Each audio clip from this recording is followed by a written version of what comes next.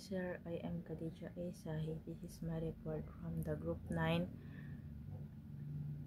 My report is about essential communication skills.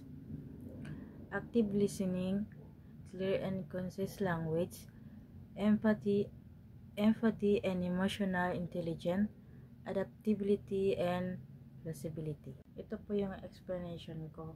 Number 1, active listening, paying full attention to what the other person is saying, understanding their message and responding thoughtfully.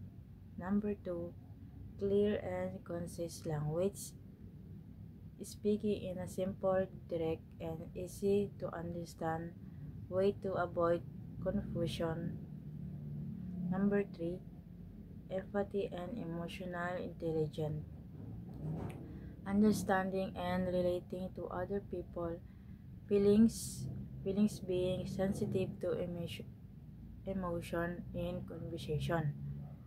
Number 4, adaptability and flexibility, adjust your communication styles depending on the situation or person you are talking to.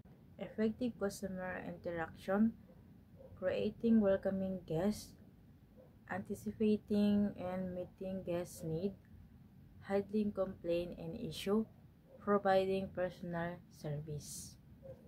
This is my explanation.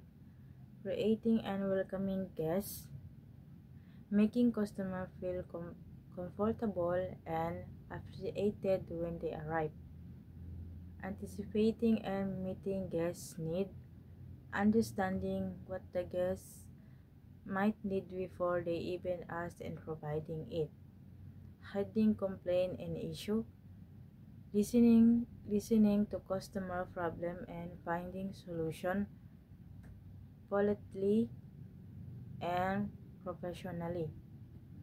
Providing personal service, giving attention that feel personalized, showing care effort to meet the customer expectation.